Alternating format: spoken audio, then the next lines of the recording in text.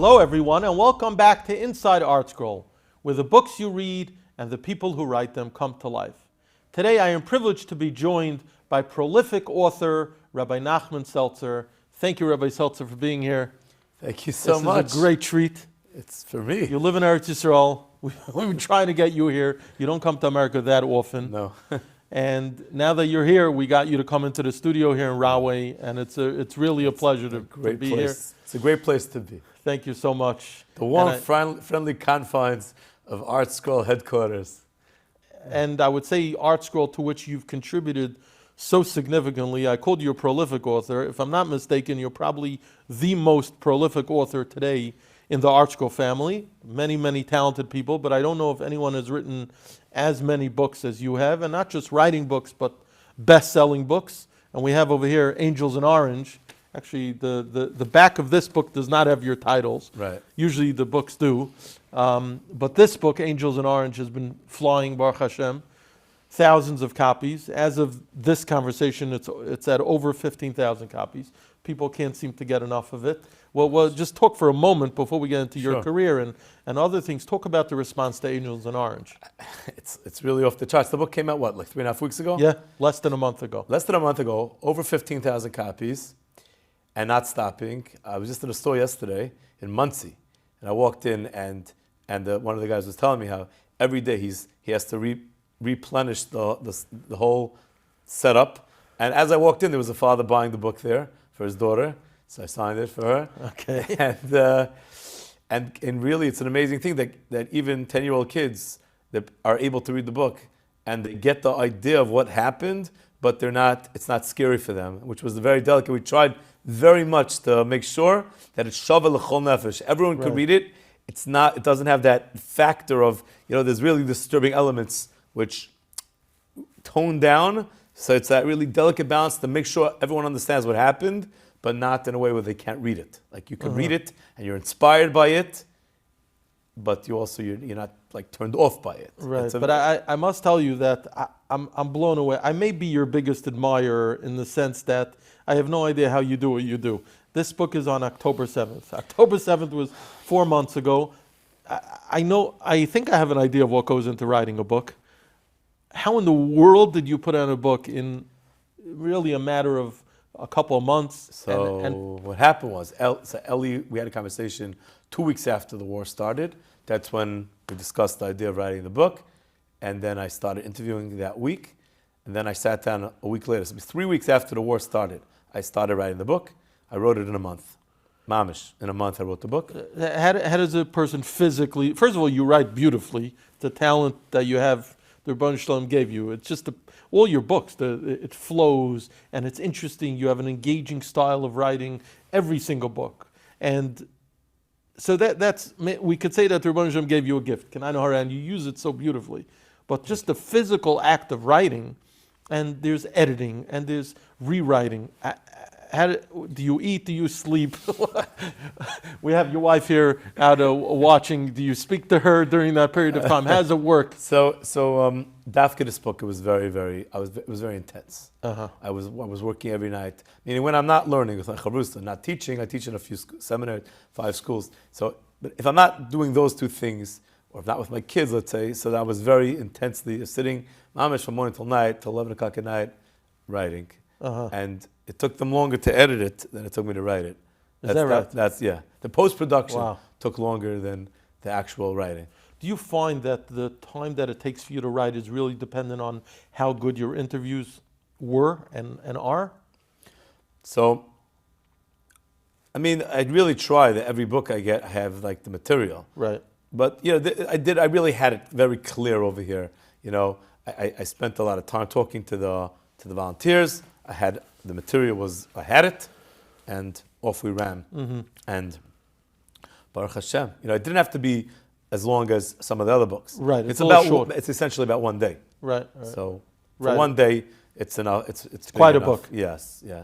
Now, when you interview people for books, whether a book like this or biographies and things like that, do you record the conversation? Always. Always? Yeah. You do it by phone? You don't have to do so it I have in a person? recorder. You have a recorder. Let's say I'll talk to them on Zoom, let's say. So my recorder's there, recording the whole conversation. And then after that, I upload it to the computer, and then I listen to it while I'm writing. That way I'm able to capture the unique voice of the person And flavor. I'm listening to. Right. Have you ever had where you thought that you were recording a conversation One time, in the beginning of Zoom, when I was starting to learn Zoom, so I had to interview Yaakov Shweki and his wife about the person I was writing about.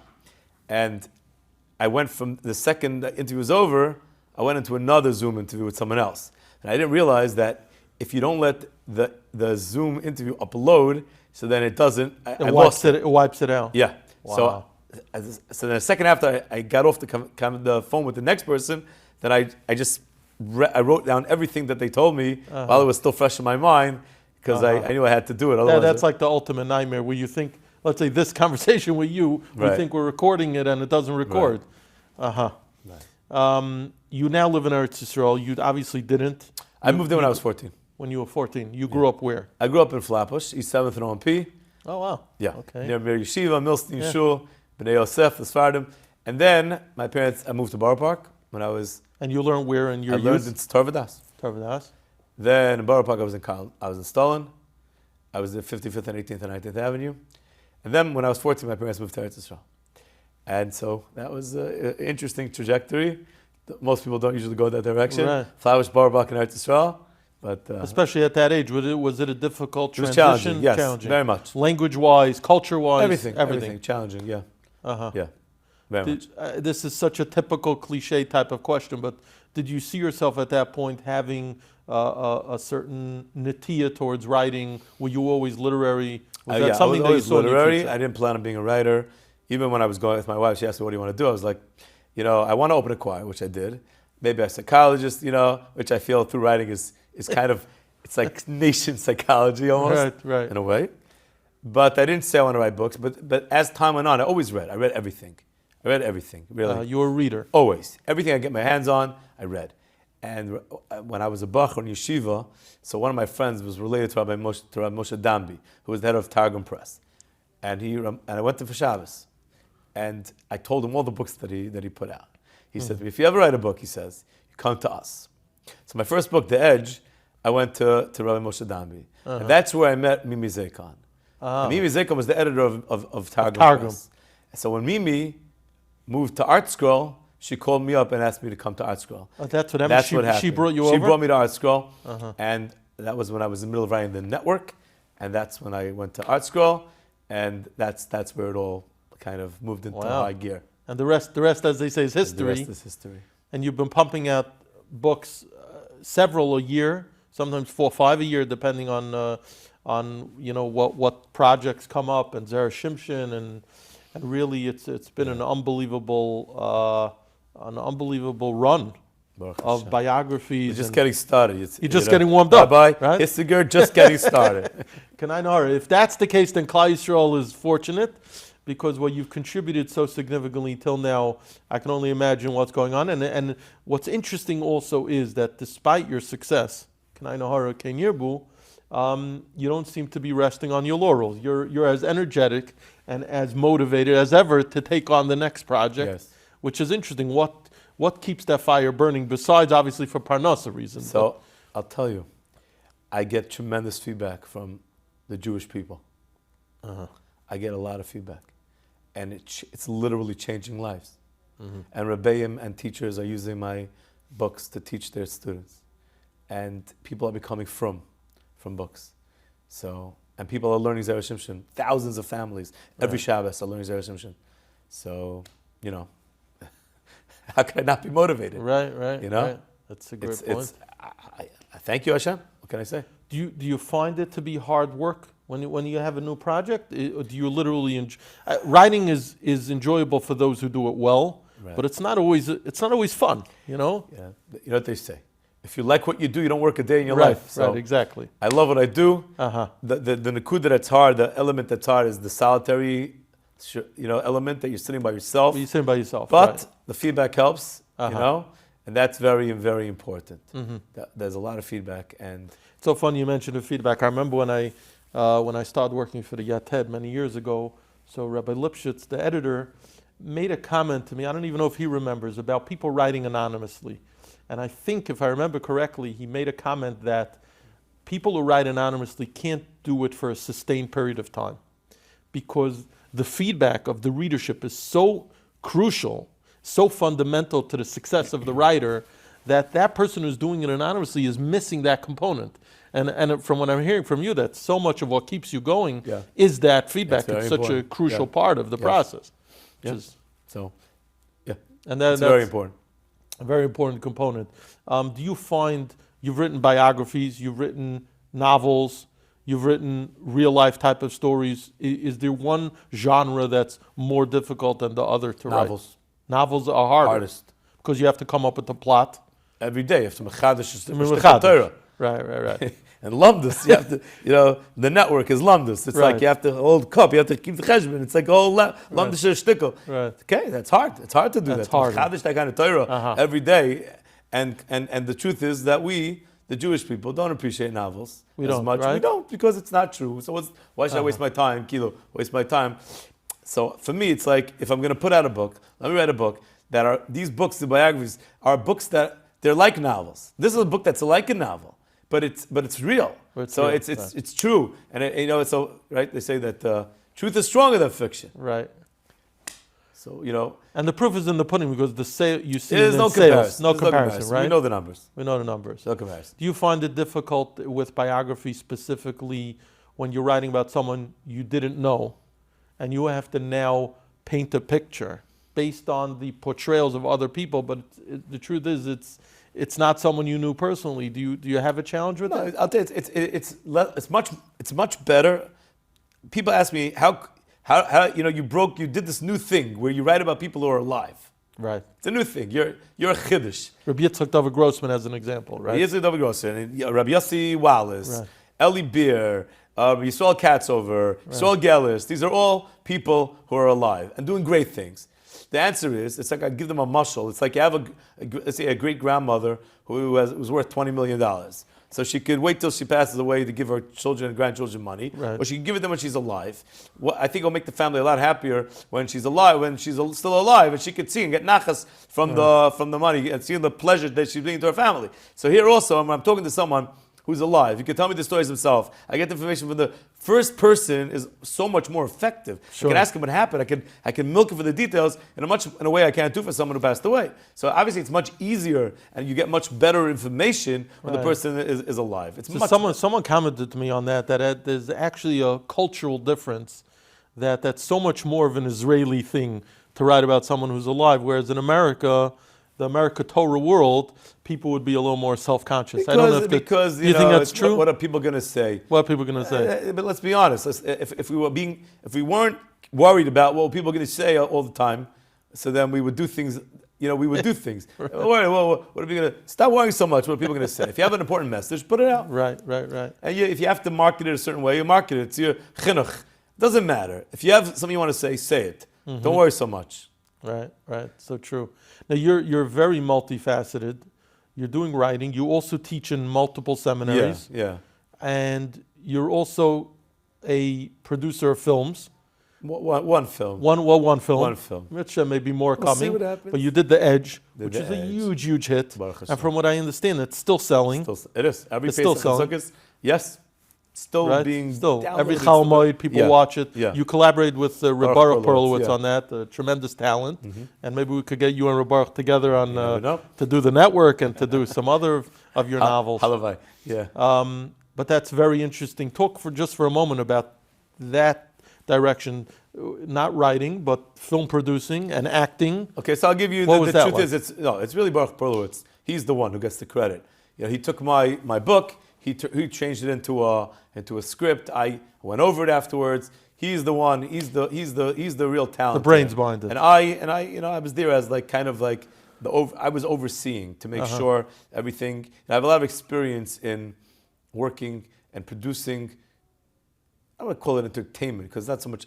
It's more than entertainment. It's educational. It's really educational material. It's Torah. I know what the film world likes. And I know what's not going to work. and therefore I was in the position able to tell him like, this is okay, this is not okay. No, we have to change that. And I picked my battles. Certain things I just didn't get involved in, but certain things I was like, no, this has to change. And because of that, there was no negativity when the movie came out. No negativity, just just positive feedback, really. Positive feedback from people. Everyone loves it. Everyone, it's an amazing thing to one person, one menal of a certain yeshiva sent me a letter. So I called him up, and he said, I see the name, your name is Hashgachah on a book, and you're making a movie. I said, clearly you didn't watch the movie. Because if you watched the movie, you would understand how important the message of the edge is. And I went through the Nakuda with him. I explained to him why it was important, what the lesson was, how careful we were making it, and the fact is the Bachram also need kosher entertainment. Right. Not just girls. Right, it's true. And the boys and girls, the feedback is a testament to how much it resonated. It became a cult classic. Yeah. Everyone goes to ArtScroll and they act out scenes that they saw on the bridge, in the entrance to Shalayim. Because to clarify for our viewers, it was filmed in ArtScroll. We used from Tzfat to Eilat.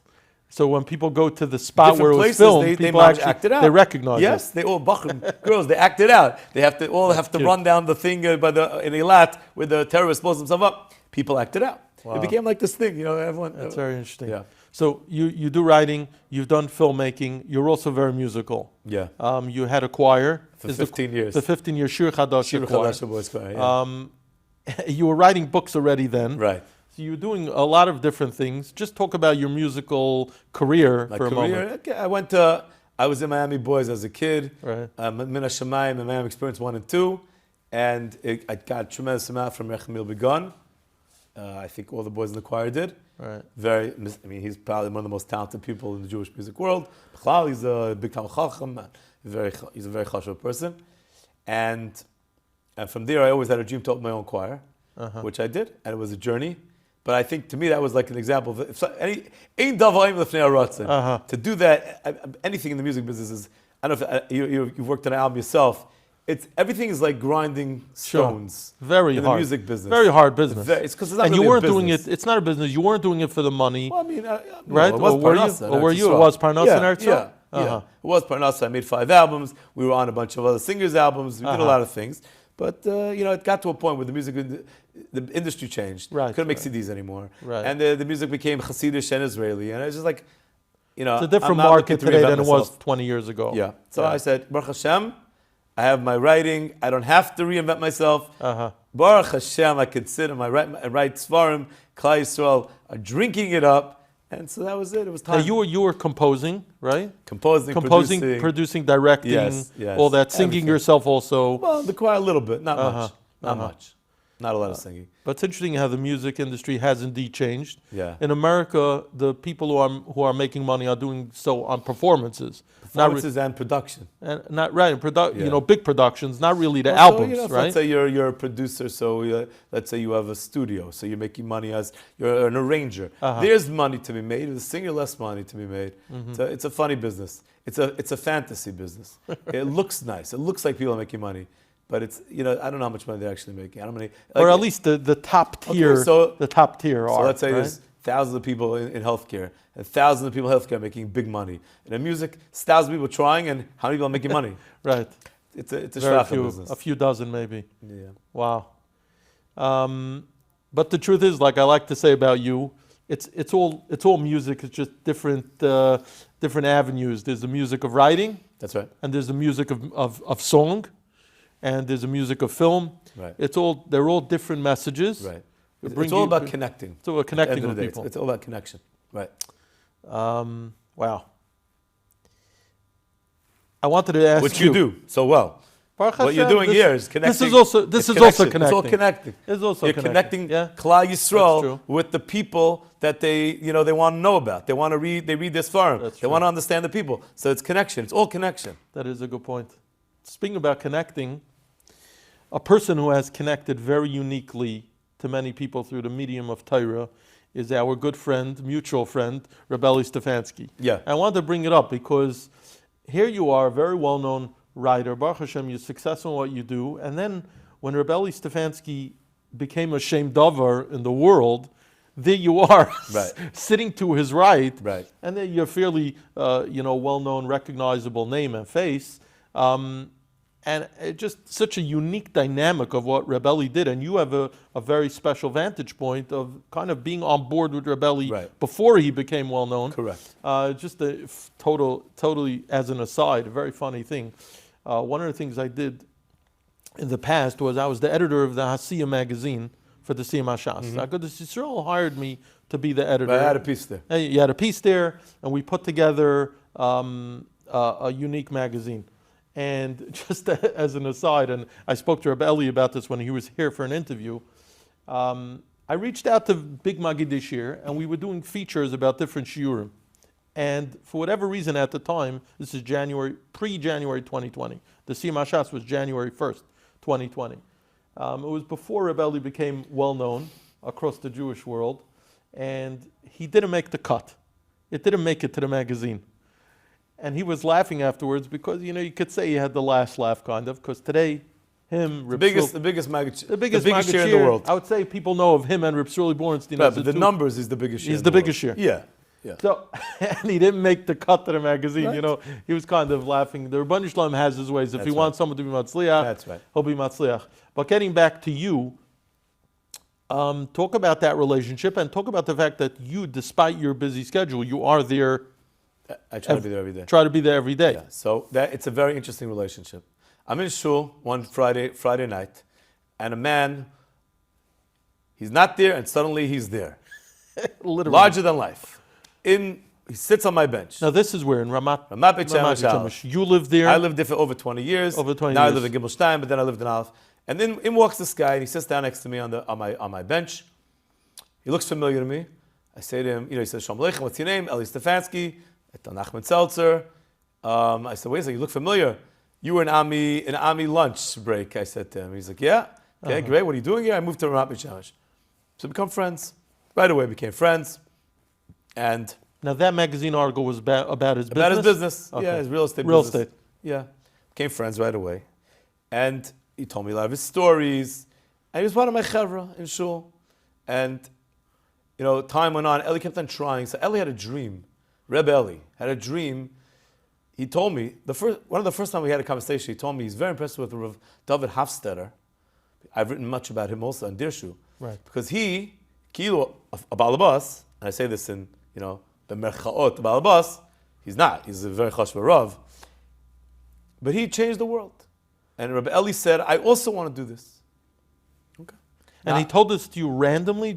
No, we had a conversation right when he moved. And he told me a story about himself, great story, and whatever. So, and as time went on, Rabbi Eli kept on trying to do this. He started Mishnah Berurah on Shul Friday night, and then he did a recap of the week's daf, the 7 daf Thursday night, and then he started, and he would always ask me, "Can you please come?" And when Torah time came to see the shir, Nachman, please come. Motzei Shabbos, please be there. I need them to see you there. And so when he started giving the shir, he said, "Please, I learned daf anyways." My friend asked me to come. I could chazik him, and so I came. And the shir developed from a neighborhood shir into a shir which is affecting Klal Yisrael on a global level. Right. And I have a unique role in that shir, is that I sit next to him. I'm like the mashkiach in the shir. You keep him in his place. In a way, we have a certain back and forth. Now that was pre-Merkaz Daf Yomi, pre the Beis Medrash, right? We always had an interesting. What do you mean? Right? Yeah, of course. You started before he built the beautiful Beis Medrash. Yeah, we Chanicha Yeshivas, Ramat Beit Shemesh. A local shul. Yeah, simple room, and and slowly it grew. but surely, and now it's the biggest shir in the world. And I'm there. Everybody, if I'm not there, people are like, how come you're not there? It's adds a certain element to the. You could call it the show. Right. He's the star, and then there's like I'm there always. There's like, and then there's the personality. guest sukkah. It's interesting. It's very interesting. I feel as to be there. It's helping Klal Yisrael, and therefore I made songs for the shir, Right. and I've written articles for the shir, and maybe we'll do a book about him one day for the shir.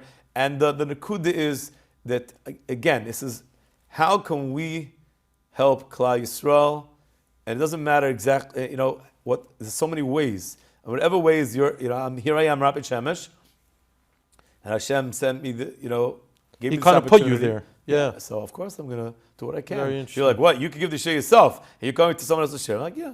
So what? It's fine. I could come and sit next to someone and hear a share from someone else and help develop. It's all good. Baruch Hashem. I get plenty of feedback. It's Baruch Hashem. And it's. Now this is 7 o'clock in the morning every day. Is that when? Saddam is 6:30 in the morning. And then it's share followed by the 7:15. share 7:15. Yeah, and then there's another minyan afterwards. And people like said, the respect between you and him is great, and it is. We respect each other tremendously. We're good friends, and I'm very proud of him. I'm very proud of him. Again, take me back to when you were sitting in Chanicha Yeshivas in Ramat Beit Shemesh, when it was a smaller shir. Yeah. Just a few years ago. Right. 3-4 years ago. Did you anticipate? You knew Rabbi Stahl. You knew what he brought to the table. I didn't. Could you have ever seen the explosion? I didn't see that it coming. I didn't see it coming. Honestly, I didn't. But Noam Fix did. He saw it coming. He was also one of the founders. And Rabbi Noam Fix. I teach in his seminary, Talmud Devorah, and he saw it coming. He was focusing a lot on getting in the outside world. So on he Zoom, saw it. getting I usually people on do Zoom. see things. I see trends. Usually, I made videos before other people. I made movies before other people. I've seen trends, but this trend I missed. But you know what? I got on board. Yeah. It really is unbelievable. I was by the Bellworksium when Rebelli was here, and to witness the energy and the number of people who told me that they really had not opened up a Gemara on any serious level before Rebelli Shir. That's it. That tells you all you need to That's know. why people say to me like this, and they have, everyone has their ha'aras. I'm like, first of all, if you could do it better, go for it. That's number one. I'm like, I don't believe in sitting and criticizing other people. If you want to criticize, the world is big. If you feel you could do it better, but he's doing something that no one can do. He's a superstar, and people want to touch the magic. Exactly. And the magic is there. If he wasn't Jewish, he could be the international celebrity. You think he would be? He has that. He's got it. He's got the larger-than-life personality, the charisma. He has it, yes. And he has it in spades. He has the buckets. He's wealthy. People want to feel like they want to touch the success. Right. And he's got it. And you know what? Like you said, so many people, yeshiva didn't work for them. Didn't work. And now they're learning Torah and they love Torah. To me, that's like, it's the ABCs. It's a no-brainer. What he's doing is unbelievable. Like I said, I'm very proud of him. I want to make one final comment. When he was here in that chair, and I interviewed him, what I was more impressed by than anything else is not the size of the shear. It's the fact that he told me that on a daily basis, he spends basically the majority of his day learning. He barely gets any sleep. Yeah. He's learning with the young Galite and the Kail there, right? Yeah, his chavrus Rabbi Didya Kramer. Yeah, that's his Rabbi Didya. And he's really immersed in it. It's not like it's not a side gig. He's the real thing. The real thing. He's the real thing. He did it. He turned his life around. And it's unbelievable. Yeah. I know he still has the house in Chicago, but he has a different house. He sold that house. He has a different house. Listen, he mamish. He did it. He went all the way. Like Chazal said, Chelcha Lo Raisa, he's using what he has really for tremendous Kiddushim Shemayim. Yeah. And we're very proud to say that we've seen the growth, and that more and more people are coming into the realm of Limud HaTorah. I think he's going to be. I mean, to me, it's a no-brainer that he should be one of the speakers at the next Siyam Shas. Is that it's it? a no-brainer. Maybe they're listening. Hello, the biggest Maggid share of the world. Who do you have speaking if not the biggest Maggid share in the world? All right, we'll see how that plays out. If they don't, then I'm going to have big questions over there. Questions. I hear. Yeah. What's on the agenda for Rabbi Nachman Seltzer going forward? What's coming up? Zera Shimshon at Tehillim is coming up. Okay. That's coming out in March. The Zera Shimshon revolution, something which we never imagined. We didn't know. We had some books we know. Like this book, Angels in Orange. You could have predicted. Yeah. But the Zera Shimshon, it was a story. It's a Torah, a Chumash. There's a lot of Chumash. It's also very complicated pirush. Complex Torah. Very complex. People know about the Zera Shimshon's haftacha in his hakdama that Lili Nishmas, his son, who was nifter, that if you learn his Torah, he's going to be a Melitz Yosher. People know that very well. But the actual Torah is difficult. Thanks to, I would say, ArtScroll's elucidated versions of the Zer Shimshon, which is, that project is also coming to a close very shortly with the Megillus. And people are going to be able to buy the whole set. People are really, and credit to people like Rabbi Nachman Pashkis, who's the Rosh Amareches, putting out the Torah of the Zer Shimshon, has done so much, and other people to be mefarsim that Torah. But your 2-volume Zer Shimshon that you put out, ala Torah, together with stories, just flew off the shelves. People connected. Many people only entered the world of Zer Shimshon thanks to that. Right. And Hashgachah. And now Tehillim. So people are very excited about this. Yeah. I didn't know. Recently, I found out recently that there's this WhatsApp group of ladies who learn it every day. There's like Is that right? almost 2,000 ladies every day who learn it. And I can tell you thousands of families learn it every Shabbos. And it's a mamash, a Torah revolution. Wow. And so in the beginning, I thought, okay, I don't know if the Haftacha is coming from Mice Farm, but I can tell a lot of people learn Mice Farm, and they mamash, their lives were changed. Transformed, wow. And what they wanted came the brachas and in every area, from Parnasa to children to Shidduchim, in every area, people mamash Yeshua's. Wow. So Zer Shimshon on Tehillim is one. What else? So that's coming. So I'm working on Aaron of Bells. Oh yeah, a biography. Yeah, a biography. Wow. Not just the Holocaust part. The whole part. The rebuilding after the whole part. The whole thing. Whole thing. And I'm working on a book. I'm just actually here. I'm going to be interviewing about Rav what's his name? Ben David. Ben Chaim. Ben Chaim. Ben Chaim was the chief rabbi of the Syrian community in Flatbush for 50 years. So we're writing a book about him now. Wow, so I'm here to interview. So you're going from the Olam HaChasidus to the Edot HaMizrach. That's right.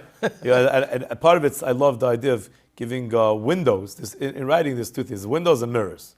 So mirrors, it's your life. You know what it is. It's mirroring you. The window is a window into another world that you're not familiar with. So this is a lot of people don't know much about the Syrian community. They know what they know. They know Maseratis maybe, Lachmajin, but they don't know why the Syrian community decided to have you can't marry Gerim. They don't know about that. This is a window into that world, into another world, which is a very important world, and I think everyone should know about it. So that's another project I'm just starting now, and then there's another interesting project which I don't know if I'll talk about it yet, but a very interesting project. Stay tuned. Well, stay tuned. There's a lot of interesting things coming up, Baruch Hashem. So and here we go. So I want to end by asking you, as a writer, and I have a master sitting in front of me. I want to ask you what advice you could give, both to people who write now but want to become better, and to aspiring writers and really youngsters who are watching this. Unfortunately, writing is a totally lost art, I would say, in the wider world, but in our world as well. Writing is not maybe what it used to be. People don't aspire to become maybe the next Reb Nosson Sherman or the next Rabbi Nachman Seltzer. What would you say in terms of giving people advice, besides for reading, which I think is that's an elementary part. If you read, then you'll become a better writer. What tips could you give to people so that the writing becomes engaging, so that they could become much better at the craft? Okay. So first of all, when you're writing, one of the things I do when I interview people is that let's say I'm talking to you about a meeting you had with someone, right? So I'll ask you, all right, so which restaurant did you go to? And you tell me, I went to a Reserve Cut. I said, what'd you have? I said, I had a steak. I said, was it pepper crusted or was it was pepper crusted? How was it? Was it medium well? Was it medium well? Was it rare? Was it well done? What'd you drink? Right? You really ask those questions? Yeah. And I really do. And the reason I do that is because I am able to describe a very rich description of the scenes that I'm writing about. That means I go down to the smallest details. You know? That's number one. You're saying because painting a picture, the more right. flavor you give it, That's right. the richer the result is. He'll ask me, do you ever, embellish? I'm like, I don't call it embellishment. I call it adding color. I give you the color of the scene. I'm not embellishing. That's what happened. There's no embellishment going on. Meaning you didn't make it up. You actually got that information. But let's say I didn't know that he had a steak. I'm saying the point is, the nakuda is, you want to give over the ambiance of a scene. You want to describe it. It's not embellishment. That's what happened. You want to take your reader and bring them, transport them into the scene that you're describing. That's what you want to do. That's one thing. There are many elements to writing. There's when I write, so I'm listening to the voice of the person I interviewed. So I'm capturing the unique voice, right? It's not that I'm doing it from memory. I'm listening to them speak, so that's why every person sounds different. There are many. If you break it down, we could go from categories to subcategories. There are many. I don't say tricks. The tricks of the trade, but there are many things. But how do you avoid sounding repetitious from book to book? As I say, if it's a unique voice, I know, but at the end of the day, you're the writer, so it's going through your prism, and every person has their vocabulary and the language they use. So how do you avoid? So no, I'm telling you, that's the key to making sure every biography sounds different is because I'm really capturing the voice of the person, and therefore it's automatically different. If you read Rabbi Roy Neuberger, it's different than Rabbi Yossi Wallace, and it's different than Eli Bir, and it's different than Yisrael Katzover. Right. They're all different. They all sound different. It's just the way it is, you know. Interesting. So you're kind of just that medium, conduit. the conduit to bring it to the public. I'm helping getting it to. So there's different things. The short stories, then it's more, that it's not their voice necessarily. But even there, people tell me like, "Wow, I mamish felt like you were there when it happened." Right. Like, how did you? I think that's one of your tremendous kaiches is that you really allow the reader to feel like they're there in the moment. They feel like they're there. They feel like they're and there. That's what people love. Really. Yeah, and you do it like very few others. Baruch Hashem. Baruch Hashem. Baruch Hashem. I remember years ago, I introduced a concept which hadn't been done before, which was the concept of bringing in like our culture into writing. I'll give you an example. I was writing a story about a guy driving up north. So I wrote like, as Yaakov Shweki swung into Ma, Yoni swung the car left towards the road to the Jordan Valley. So that was like, no one had done that. Rabbi Seltzer does that today very well. Right. But no one had been doing that. Right. To take like Yaakov Shweki, Ma, and put it into a so story. You suddenly gave it a flavor and a color. And you're like, oh, that's me. Right. I drive that road. Right. I listen to that album. To that song. That's So people are seeing themselves. That's my father said to me when we wrote the book of short stories, It Could Have Been You. And I asked him, like, Taz, so what should I call it? He's like, I call it Could Have Been You. And people are like, it could have been me? Me? I'm here? Okay. You're like, connecting, I have an amazing story about you. The reader. It's about you. Feel like it's about me? Oh, okay. I like that. From a marketing standpoint, it makes a lot of sense. My father's very smart. That's great. But it's true. People want to read about themselves. People want to be, and that's why they love talking to someone who's interested to hear all about them. Like I'm sitting in a person's therapy, They love talking about their father. I could listen. I'm talking. I'm listening to you for 50 hours. You're telling me your whole life. I'm here. I'm listening completely. On this topic of your writing, I'll give an analogy. Yeah. Sometimes you'll speak to a musical performer, and I'll say, the albums I put out 30 years ago, I can't listen to it because it grates on my nerves. My voice changed. I learned how to use my vocals better, so on and so forth. As a writer, do you look back at your early writings and sometimes say, you know what? I'm so much better at the craft now. I'd rather. I get this question. People tell me that. Like they see that it definite. It's like that you've grown as a writer. Yeah, but I mean, like I look at the network and I love it. I go back. You're proud of it. Yeah, I worked very hard on that book. I love the plot. I love the writing. I'm very happy with it. I look at it as a success. Right. The shadows. These are. I'm proud of those books. But would you say that you grew as a writer since then? Have you changed? Look, l'chayra, yes. I'm happy with what I did. I assume the more you do something, the better you get at it. So yes, the family, people say to me, but Baruch Hashem, people love those books also. Right. But yeah, there's no question that since incredible things have gone, taken off on a big level. Yeah, there's no question. From incredible was definitely a change, a shift in sales, and from there things have definitely. I would say things have exploded, Baruch Hashem. We thank HaKadosh Baruch Hu. We all know 100%. It's not us. Right. It's not us, and we have to remember that. everyone has to remember this. Kodesh Baruch Hu, Siyata D'Shmaya. That's the whole thing. That's the whole thing. And if, if I could say, what can I say? Like, what's me? It's not, nobody, it's not me to decide. Like, I was asked to do this, Hashem sent this to me. Right. And it's not up to me whether people are going to connect to it. Right. So what's up to me? To accept an opportunity is up to me. To say, okay, I'm going to do it. That's up to me, right? That's Hashem gave me the ability to say yes. So my job is to accept opportunities. That's my job. The things that come my way, that's my job, to accept it. But it's not up to me how it's going to happen. My job is how it's going to play out. How is it going to sell? Some books, they sell a little. Yeah, some books don't sell as well. Right. But it's not, again, I don't worry about it. It's like, that's what Hashem wants. At the end of the day, it's what you put it out Hashem there. wants this to fly, that's flying.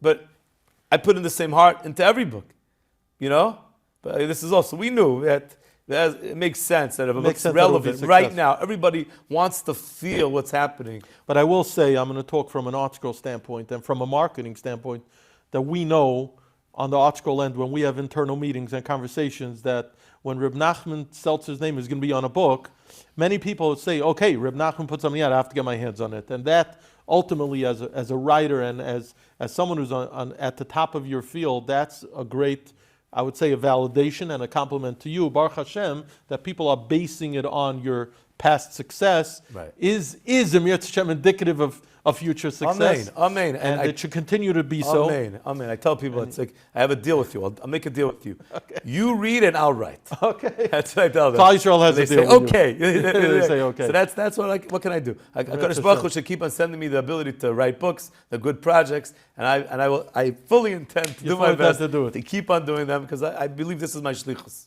The Rabbi Shem should continue to give you that kayach. He should continue to send you the seichel hayashar and the intellectual capacity and the physical strength to be able to do what you do. And at the end of the day, like you alluded to before, it's all about connecting. It's people connecting to each other. It's people connecting to the Rebbeinu Shalom. That's what you're enabling through these beautiful books. Baruch Hashem, I put my email address in every book at the back, That way it gives people the ability, if they want to reach out. To reach you. It says about the author, and it says, and I don't know how many people do this, but I do this on purpose. You want people to reach you. Yeah, they're my people. They're my people, so I respect them. I love them. They're my people. I go into farm stores. I thank my guys by the counter. They're my people. Because they're enabling you to selling my bring, books. Right. They're pushing my books. They're my people. They're my guys. So I go in to thank them.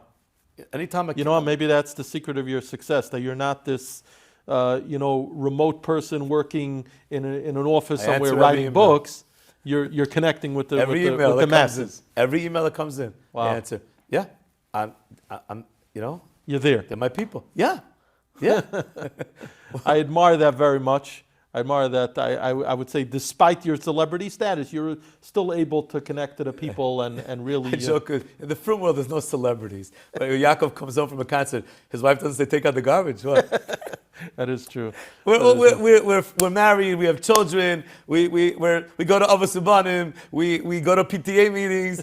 We're Baruch Hashem. I'm blessed. As Suki would always say, Suki and Ding, say, Nachman nechab ben shteleben. So I have a ben shteleben. I'm lucky to be able to do something that inspires Klal Yisrael. But I'm in a shul. I'm in a kehila. I have my friends and I'm in a shir and I'm close to many people and the whole concept of Jewish celebrities is funny. Right, it's a funny thing, People, it's really what I mean when we I know what you mean. What we mean by celebrity, really, it's not the celebrity culture. It's really more than anything else. It's name recognition. Right, That's what it is. Right. It's name recognition. Right. And based on what you've accomplished, you do have that name recognition. And it excites people when you come out with something new. Right. By the way, it is a fascinating thing that I've seen in my time here at ArtScroll, and you'll appreciate this also, is that in the frum world, really probably reflecting the outside culture also, people love new. You could have the same book, but because it's 5 years old, people are like, I'll take the new book, even though it's a great book. Now, you do have books like Incredible that even today capture the imagination of people, pick it up, they're totally taken by it. I could say my children are reading it now. Yeah. They're reading Incredible. But people love new. So new books always capture the imagination, and people are always looking for what's new. So, Mitzvah, you should continue. I had a story when after Incredible came out. and I was talking to someone who works at a company. No names. Okay. And he says to me, "What are we going to do now?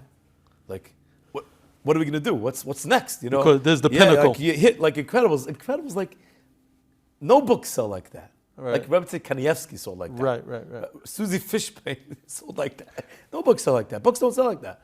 Living Legend did. But at that time, we had no idea. He says, "What are we going to do?" He was like, like upset almost. I was like, "He who brought us Incredible will bring us whatever needs to be. What are you worried about?" Right. And I remind him of this conversation because it's a big sign in life. We don't have to worry. Kadosh Baruch Hu is going to, and then came Living Legend and the Rebbitzin and Zera Shimshon and the world opened up. Right. And it's not our job to worry about what's going to be next. Our job is to do what Hashem sends us to do and to do it as best as we can. That's our job. And then Hashem will take care of the rest. But that's our job. On that note, you should continue to do what you do.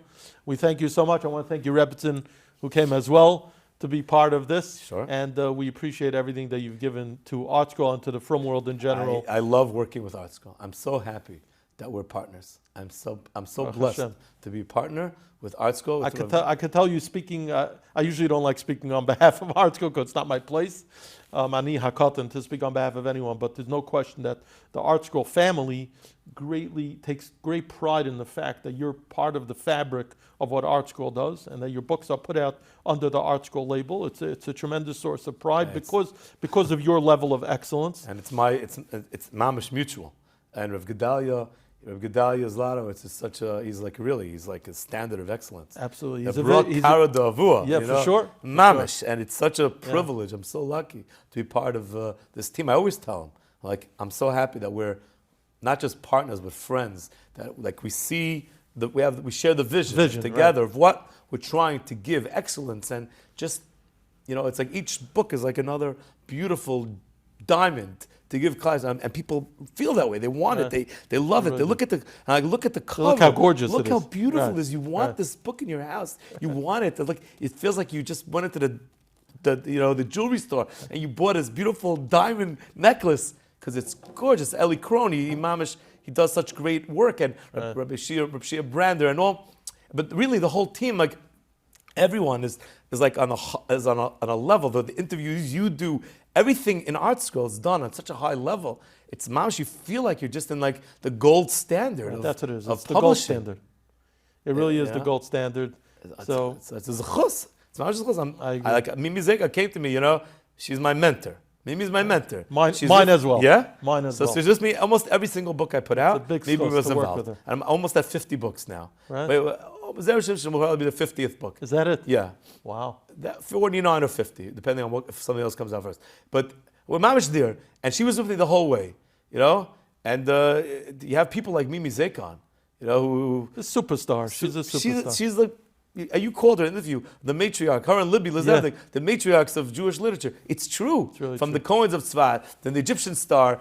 These are people who mamish set the ball rolling, And I'll add, and you know this, as humble as anyone you'll ever meet. Mimi. She's so humble. She's so kidding? unbelievable. She's the most down-to-earth, humble person. Unbelievable. And I she's like now pretty much my editor. She works with me, and she's fantastic. And I started with her. My first book, Targum Press. I came in there. I was 23 years old. And I brought in my first book to her. And True. I'm embarrassed sometimes. She says to me, Yitzi, would you like to take a stab at the ad copy for this one? And like the fact that she has the confidence to do it. Or sometimes I've written ad copy. She's like, do you mind if I use it for the book flap? I'm like, Mrs. Akon, please. She's unbelievable. Shmuel Blitz. He jokes, but not such a joke. He wanted to buy Targum Press so he can get Mimi Zekon. There you go. No, that's how good she is. That's absolutely It true. was Kedai to buy a company She's to a get gift. Mimi Zekon. She's a gift. She's So unbelievable. Baruch Hashem, we are surrounded by so many Everyone. Libby unbelievable Lizavnik, people. she edits my book sometimes. Suri Brand, these are every single person. Top Mrs. Judy tier. Dick. These ladies, they know Shas. It's not a joke. It's true. They've edited Shas. They know Shas. So we're surrounded by everyone here is like at the top of their game. Rabbi Mlinowitz, I was so close to him. He was the general editor of very close. I used to go to his Minchas Chinuch share at night. These are everyone's unbelievable. Rameir, I got to know him. Rameir he used to call his up writers. He'd be like, I get a call one day after Class Acts came out. No, 48. He calls me up. I remember I was taking out one of my kids out for ice cream or something. He's like, Rabbi Nachman, how you doing? It's Meir Zlotowitz. I'm like, Rabbi Meir, Shalom Aleichem. What? I just wanted to tell you, it's a privilege to put out your books. Yeah.